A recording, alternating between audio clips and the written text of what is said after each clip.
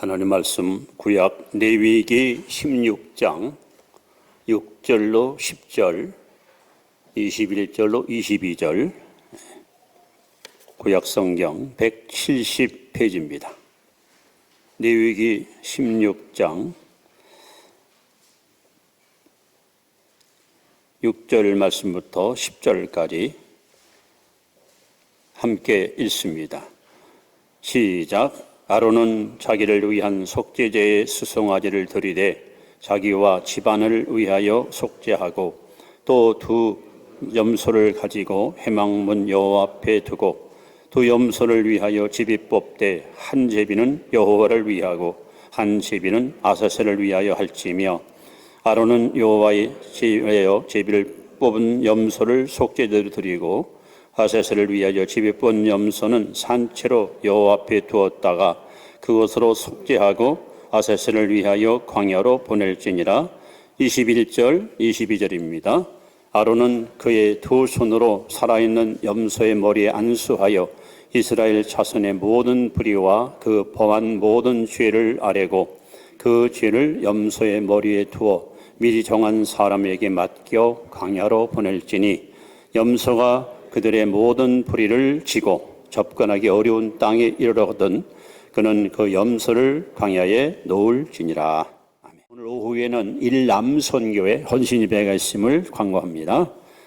여러분 옆에 분에게 참 잘하셨습니다. 은혜 많이 받으시 바랍니다. 인사합니다. 오늘은 그 종려주일 또 고난주일입니다. 아마 성경상에 나오는 여러 일 가운데 이 고난주간만큼 우리에게 정말 깊은 의미를 주는 주일이 없다고 생각이 됩니다. 우리나라에는 여러분 아시다시피 절기, 우리나라 사람들이 알고 있고 지키는 절기가 있습니다. 우리나라 절기를 보니까 춘하, 추동, 봄에, 여름에, 가을에, 겨울에 6절기씩 나눠서 총 24절기를 우리가 지키고 있습니다. 봄에 보니까 이게 봄이 오면은요, 입춘, 우수, 경칩, 춘분, 청명, 고구 이것이 봄에 지키는 절기고, 여름에는 입하, 소만, 망종, 하지, 소서, 대서. 또 가을이 오면은 입추, 처서, 백로, 추분, 한로, 상강. 겨울이 오면 입동, 소설, 대설, 동지, 소한, 대한. 이렇게 24절기를 우리가 지키고 거기에 또 한식과 단오, 그다음에 삼복, 추석, 우리나라가 즐기는 우리의 절기입니다. 그런데 이 절기는 전부 사람이 만든 절기예요. 반면에 이스라엘도 절기가 있습니다. 7가지 절기가 있습니다. 그런데 이 절기는 하나님이 만드는 절기입니다. 요한복음 5장 46절에 보시면 모세를 믿었더라면 또 나를 믿었으니 그가 내게 대하여 기록하였습니다. 즉 구약 성경을 기록한 이유는 예수님을 우리에게 알리기 위해서 기록했다는 겁니다. 그래서 이스라엘의 절기는 한마디로 말하면 예수님을 우리에게 알려주는 중요한 영적 의미가 담겨져 있습니다. 첫 번째 절기가 유월절, 이거는 예수님의 죽음을 지키는 절기입니다. 두 번째 절기가 무교절, 예수님과의 연합, 교제, 사귐을 의미하는 절기입니다. 세 번째는 추실절, 예수님의 부활을 상징하는 절기입니다. 넷째는 칠칠절, 혹 오순절, 예수님의 임무교대, 예수님이 하늘로 승천하시고 성령이 강림해서 교회가 탄생한 절기, 바로 칠칠절입니다. 나팔절, 예수님 앞에 모임을 강조하는 절기입니다. 그리고 대속죄일, 예수님 앞에 모든 죄가 깨끗하게 씻음받는 그야말로 용서와 그런 화해의 절기입니다. 그 다음에 소위 초막절, 예수님의 마지막 심판, 이렇게 성경에는 7대 절기가 기록되어 있는데 오늘 특별히 대속죄일, 이날이 유대인들이 지키는 1년 절기 중에 가장 거룩한 날이고 7월 10일 날 이 절기를 지키는데, 이 절기 때가 되면은 2마리의 염소가 희생의 제물로 죽습니다. 그래서 2마리 염소가 하나는 잡아서 그 피를 성소에 들어가 지성소 법궤에다가 뿌려서 하나님께 속죄 제물로 바치고, 또 한 마리 염소는 머리에 안수하고 백성들의 모든 죄를 여기다가 전가시킨 다음에 이 광야로 내몰아서 광야에서 죽게 하는, 이것이 소위 아사셀 제사입니다. 오늘 본문에 보시면 하나님께서 이 염소 2마리를 세워놓고 하나는 하나님을 위하여 제물로 바치고 하나는 아사셀을 위해서 제물로 바치는데, 바로 이 아사셀 염소는 훗날 요한복음 1장 29절에 세례 요한이가 예수님을 가리켜서 이렇게 외칩니다. 보라, 세상 죄를 지고 가는 하나님의 어린 양이로다.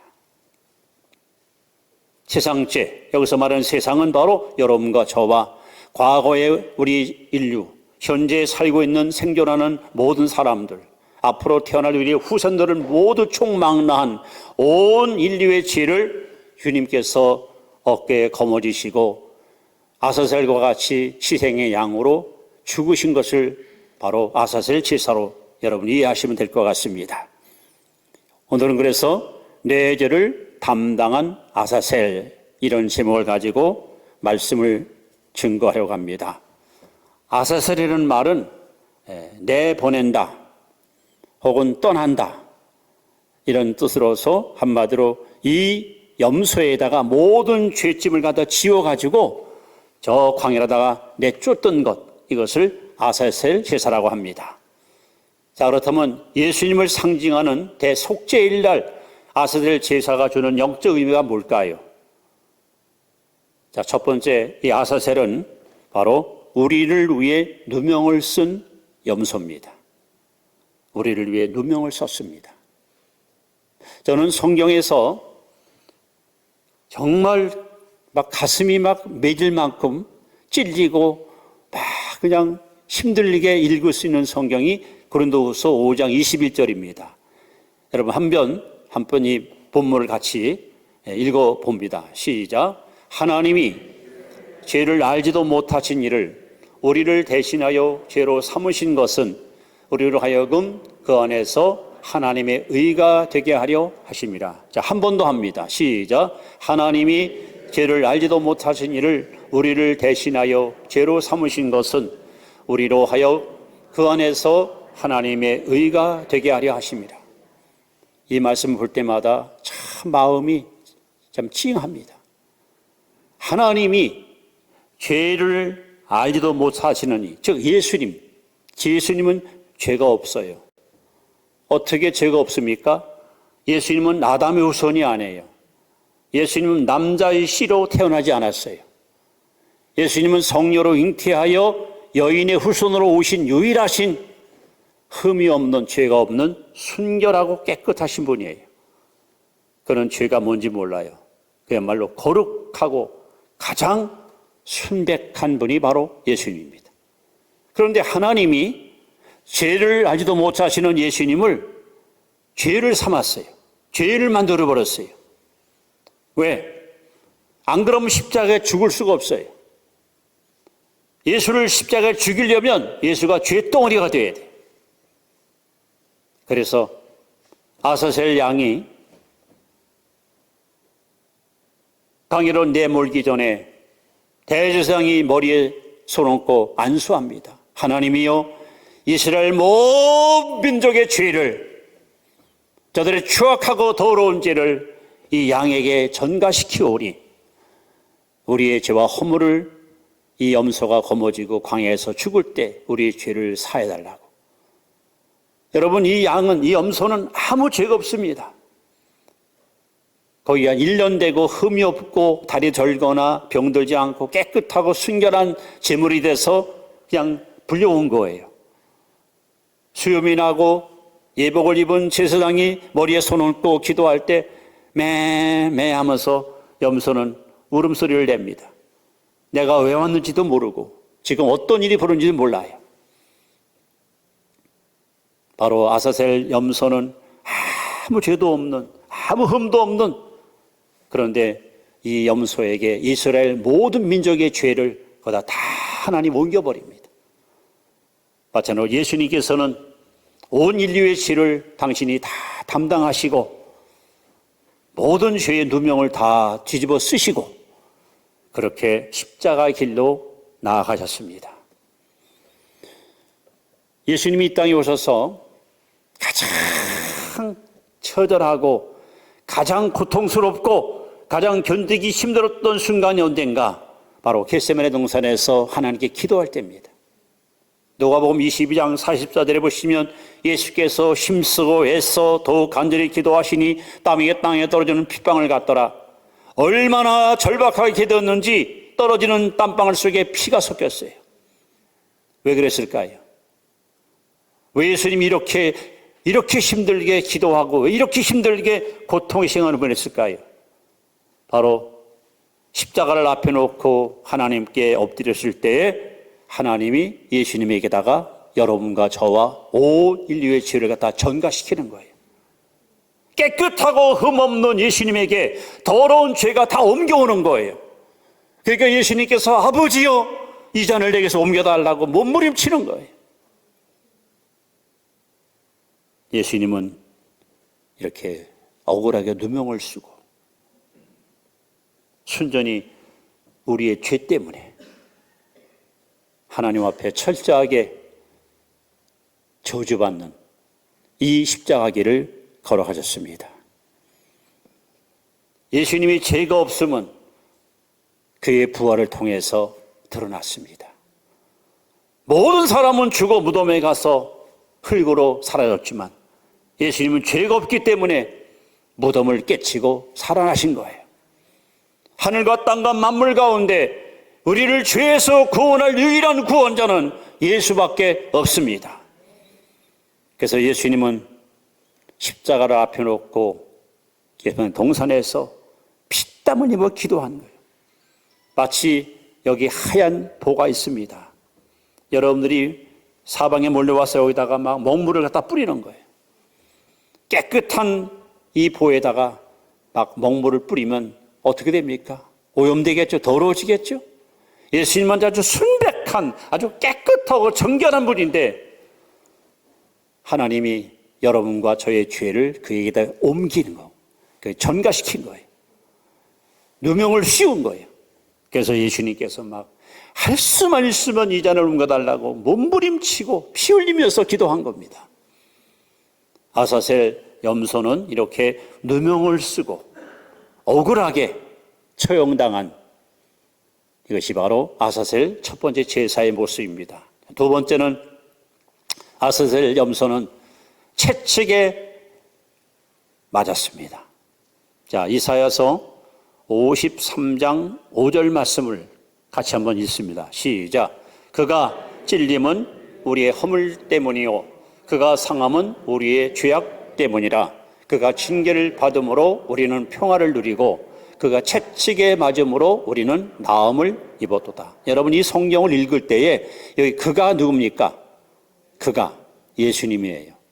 그가 찔림은 우리는 누굽니까? 여러분 이름을 한번 넣어서 예수가 찔림은 이준호를 위함이요 예수가 상함은 나의 죄악 때문이요. 보십시오. 그분은 아무 점이 없고 하나님께 버림받고 저주받을 이유가 없는데 예수님 오시기 700년 전 선지자 이사야는 메시아가 이 땅에 와서 온 인류를 위하여 하나님 앞에 이렇게 저주받고 버림받고 멸시받고 채찍에 맞을 것을 예고했습니다. 오늘 본문에 등장하는 단어를 관심 있게 보시면 여러분 어떤 말씀이 주로 줄여집니까?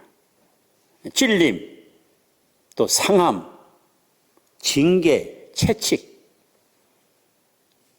예수님이 순환당한 복음서를 읽어보시면 예수님이 병장들에 잡혀가서 무자비하게 막 따귀를 맞고 갈대다가 머리를 때리고 가시면류관을 머리에 씌워 피가 흐르게 만들고 또 빌라도는 불법 재판을 통해서 예수님을 채찍으로 떼도록 명하여 39대 납이 달린 채찍을 갖고 온몸이 유리 낭자하고 막 뼈가 얼어지고 상상을 초월하는 엄청난 고난을 주님은 받으십니다.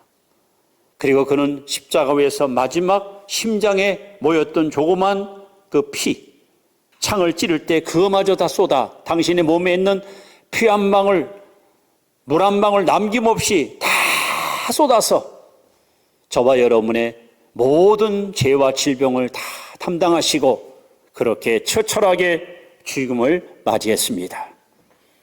왜 그랬을까요? 우리가 예수 믿기 전에 우리 몸은 안타깝게도 죄의 도구로 전락했습니다. 생각하는 것, 보고 듣고 느끼고 행하는 것이 전부 죄예요.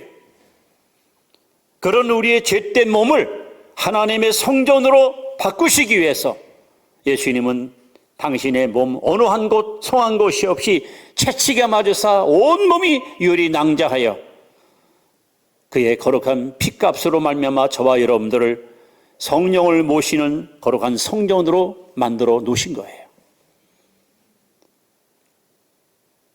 아사셀 양은 사방이 땅거미가 깔 때까지 말뚝에 묶어놨다가 이제 어둠이 지게 깔리면은 성문을 열고 바깥으로 내몰아 버립니다. 여러분 이 염소가 지금 어미 품을 떠나고 친구 품을 떠나서 이렇게 잡혀와서 홀로 묶여 있다가 저 성문 밖으로 쫓겨나갈 때 얼마나 무섭겠습니까? 얼마나 두렵겠습니까?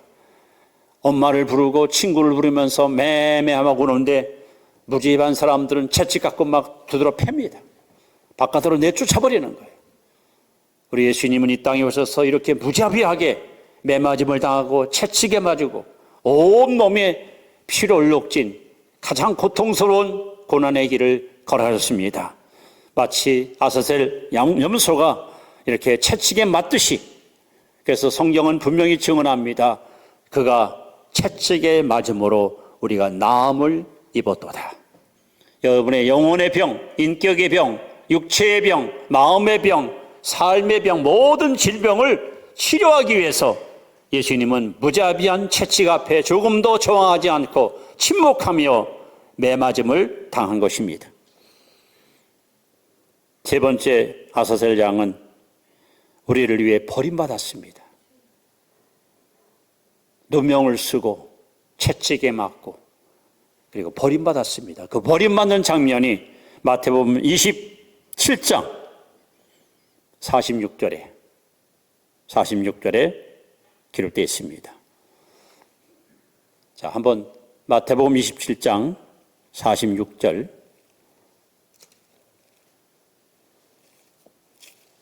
제가 읽어드립니다. 제6시로부터 온 땅에 어둠이 임하여 제9시까지 계속되더니 보십시오. 제9시쯤 오후 3시입니다. 예수께서 크게 소리질러 이르시되 엘리 엘리 라마 사박다니 하시니 이는 곧 나의 하나님 어찌하여 나를 버리셨나이까. 예수님이 십자가에 못 박혀서 6시간 동안 고난당할 때에 낮 12시부터 오후 3시까지 갑자기 하늘에 해가 빛을 잃고 온 사방이 캄캄함으로 어둠으로 지게 깔립니다. 여러분 성경에 나오는 어둠이 뭘 의미합니까? 주로 죄인이나 악한 자를 심판할 때 판결문이에요. 저자를 결박하여 바깥 어두운 데 내쫓으라. 거기서 슬피 울며 이를 갈미 쓰리라. 이 어둠은 버림의 장소예요. 저주의 장소예요. 예수님은 평소에 어떤 인생을 살았나요? 요한복음 8장 29절에 보시면 나를 보내신 이가 나와 항상 함께 하시는도다. 내가 항상 그를 기뻐하시게 함으로 나를 홀로 두지 아니하셨도다.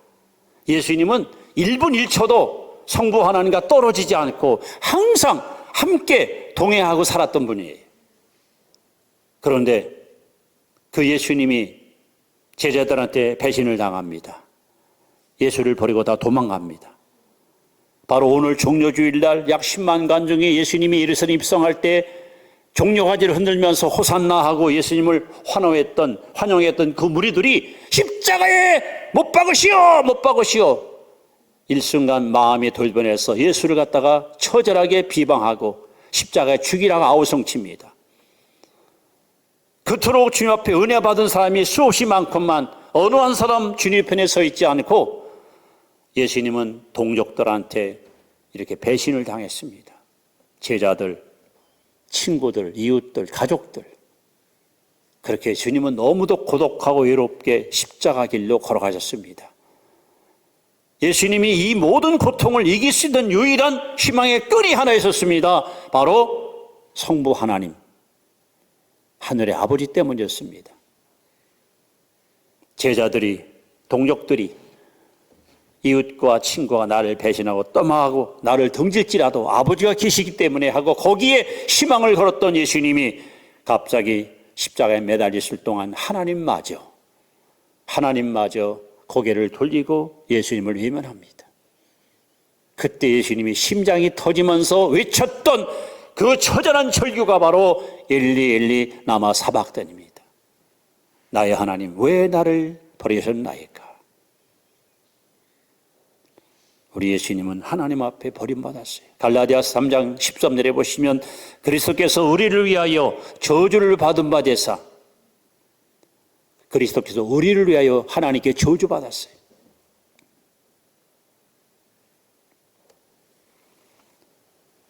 저는 이 말씀을 볼 때마다 그 아들을, 독생자를 내버릴 수밖에 없는 하나님 마음은 어땠을까?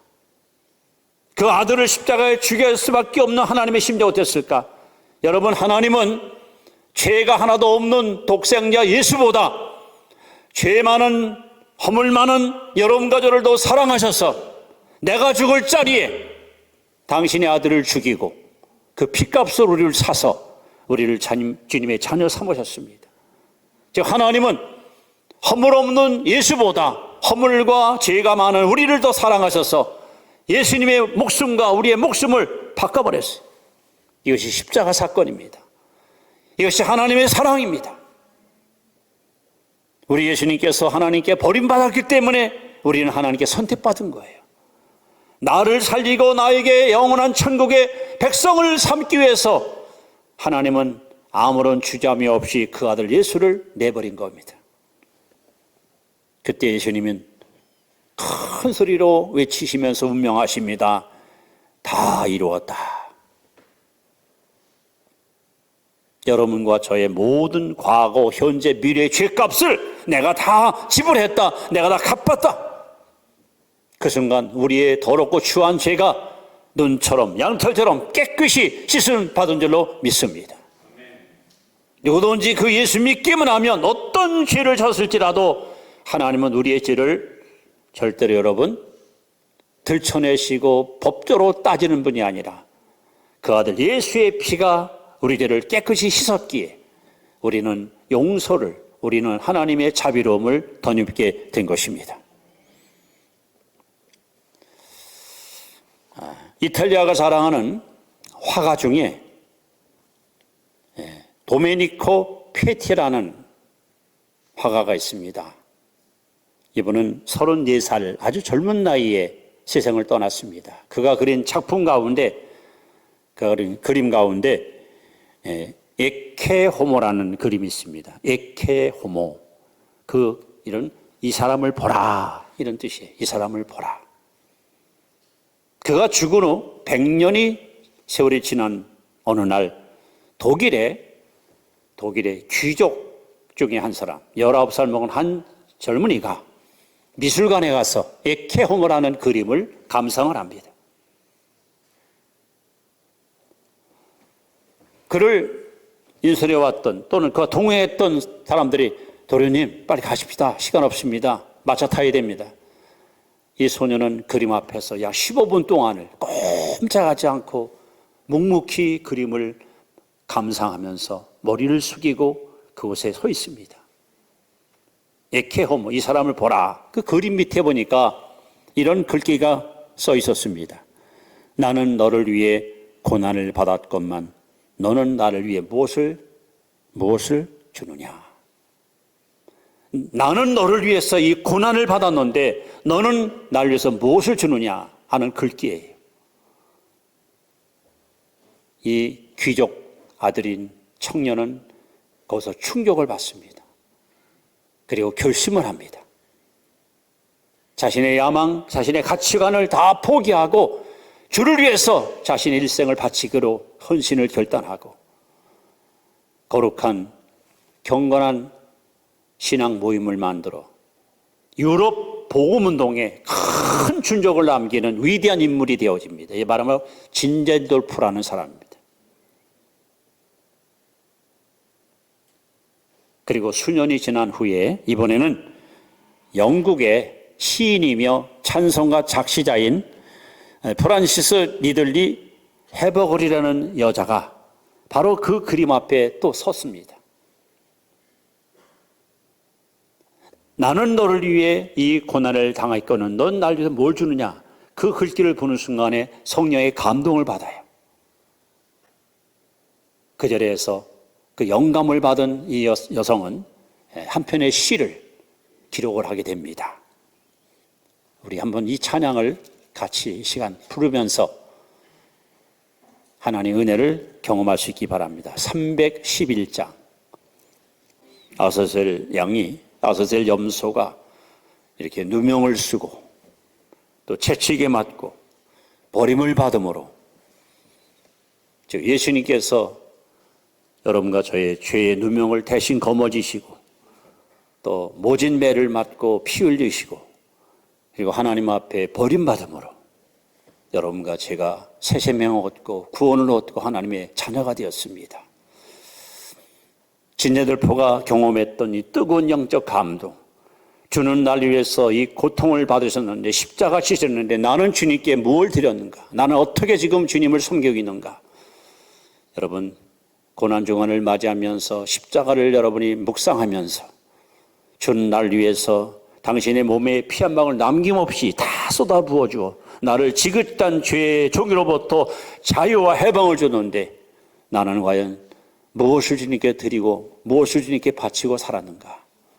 이 시간 다시 한번 하나님의 사랑, 십자가의 구속의 은총을 깊이 묵상하시면서 여러분 하나님께 우리의 헌신의 결단을 기도로 고백하는 시간 같습니다. 함께 기도합니다. 아버지 감사합니다. 아무 죄 없는 아서셀 염소가